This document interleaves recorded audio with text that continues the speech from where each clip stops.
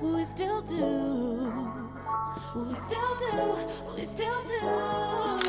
We still do after all this time at the altar. I alter my mind and vow to God I love you till he make his return. The rain should be the least of your concern. Under God's umbrella, I promise to provide and preserve his word and to serve your mind and spirit. Let me drive the boat. I promise I'ma steer it. The devil cannot get near it. You'll know this soon as you hear it. You need me, I need you. Even after the altar, we still do. So the last thing I want to bring up as far as like nonverbal communication is this idea of when we communicate nonverbally with our social engagement system. It's a fancy way of saying like how do we register just kind of like on our face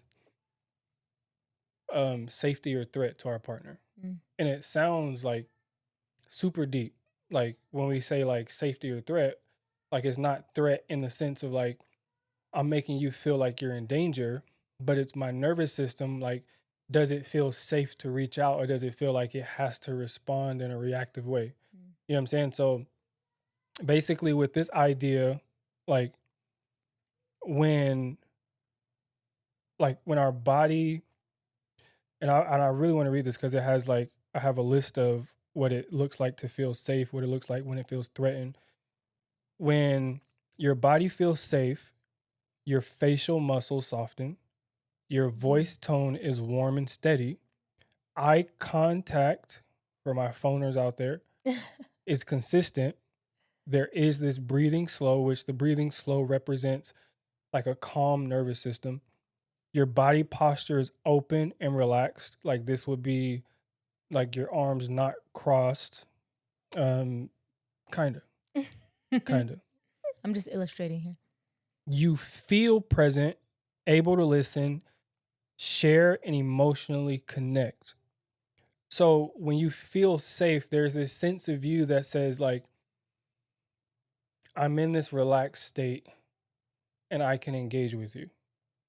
And so when you feel safe and when your partner is communicating safety, like you notice these things about your partner. Oftentimes when we communicate, we don't necessarily jump into like, oh, like your tone is harsh. That makes me feel threatened. Like we don't say that. Right. We just react. Whether it's like because you getting loud, I'm gonna get louder. Match your energy. Yeah. Or you get loud, I'm gonna kind of get lower and I'm gonna kind of pull away.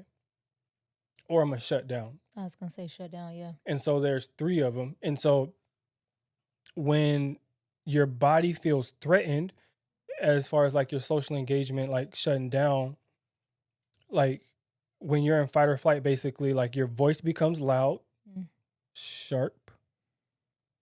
What's all the extra on the sharpness? I'm just trying to get you to catch my tone. I'm not sharp. And fast. You chicken nugget. Sorry.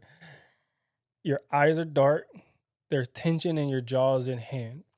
Ooh, So like your body like tenses up. Clenched up. Your heart rate increases. You feel defensive, reactive, or anxious. Communication becomes about survival, not connection. And this is what is probably the most important part when there is a sense of threat.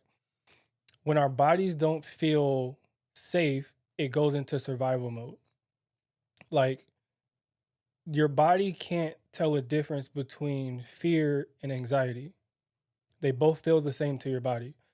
Like fear is a response to an actual perceived threat, like something I see threatening, like somebody about to throw a knife at me, whatever. Like it's very scary.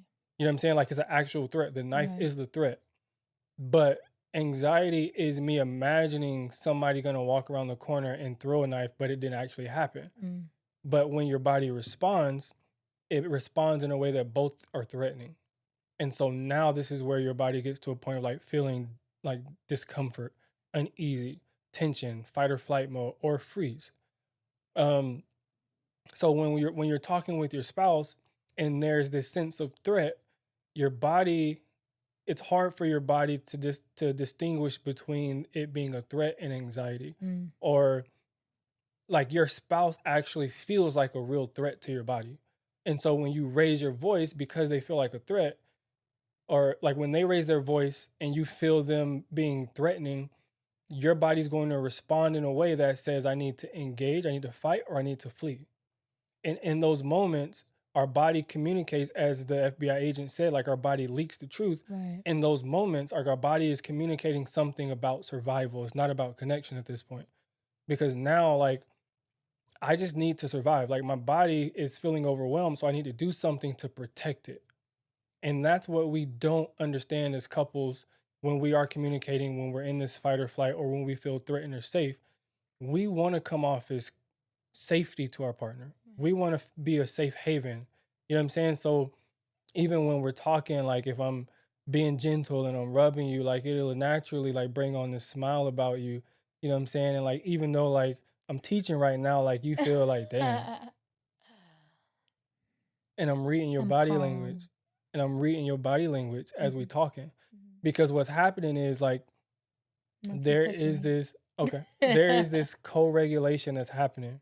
So when I'm calm and let's just say you're angry, like naturally it calms in a sense.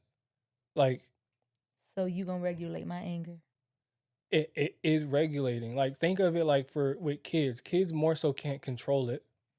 But if I come off as calm, like you're gonna register that as like either I'm going to like match your energy. You know, that's kind of the way to say it nowadays. Like Right.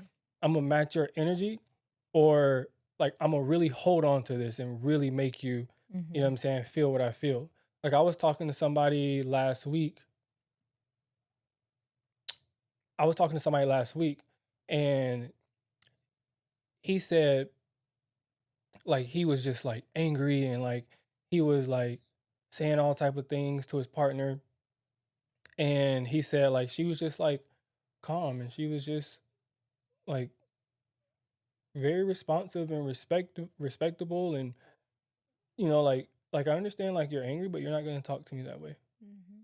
And he said that made him feel guilty because it's like dang, like yes, like I have a legit reason to be angry, but it makes me feel like I shouldn't be, and we can actually be in a space where we can talk Yeah, this out. that's good. And so when it comes to like showing up a certain way, like it does affect the body to help the person relax. And so being a safe space is not just with your words, it's also with your presence, with your tone.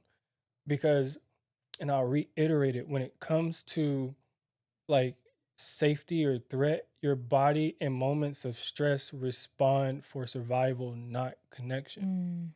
Mm. And always gonna love you and always. No doubt you're my blessing. Ain't no second guessing.